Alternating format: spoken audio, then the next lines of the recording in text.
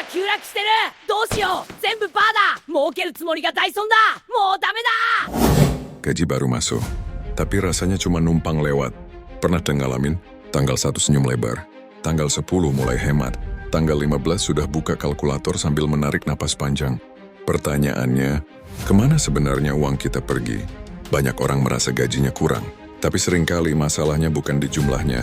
Masalahnya ada di cara kita memperlakukan uang itu sendiri. Coba kita lihat pelan-pelan. Pertama, efek balas dendam setelah gajian. Begitu notifikasi gaji masuk muncul, rasanya seperti menang lomba. Otak langsung berkata, aku pantas kok self-reward. Akhirnya pesan makanan mahal, beli barang diskon yang sebenarnya nggak butuh-butuh amat, upgrade ini itu. Padahal diskon itu bukan berarti hemat. Kalau beli sesuatu yang nggak dibutuhkan, itu bukan hemat. Itu cuman versi murah dari boros. Kedua, pengeluaran kecil yang kelihatan sepele. Ngopi 25.000, jajan 20.000, parkir 5.000. Kelihatannya kecil ya, tapi kalau dijumlahkan sebulan bisa ratusan ribu bahkan jutaan. Masalahnya bukan di satu pengeluaran besar. Masalahnya di kebiasaan kecil yang konsisten. Ibarat ember bocor, bukan lubangnya besar tapi karena banyak dan terus menetes. Ketiga, tidak punya rencana sebelum uang datang. Kebanyakan orang menerima gaji dulu, baru mikir mau dipakai buat apa. Harusnya dibalik. Sebelum gaji masuk, kamu sudah tahu berapa untuk kebutuhan pokok, berapa untuk tabungan, berapa untuk investasi, berapa untuk hiburan. Kalau nggak direncanakan, uang akan habis mengikuti suasana hati. Dan suasana hati itu sering tidak ramah pada dompet.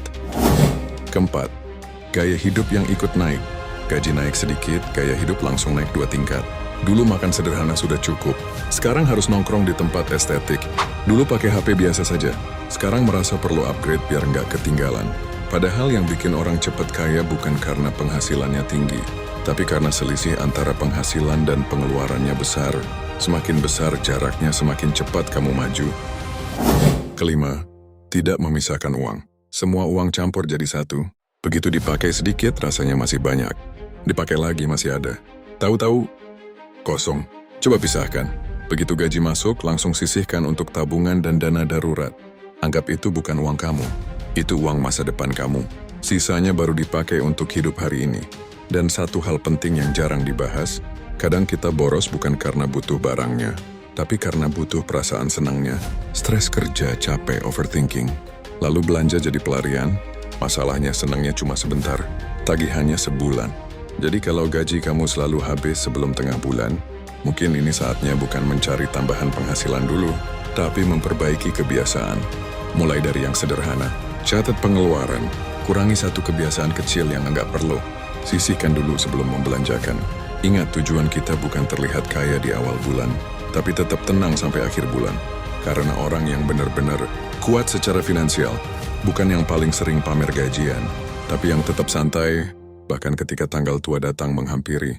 Sekarang jujur saja, gaji kamu benar-benar kurang, atau cuma kurang diatur?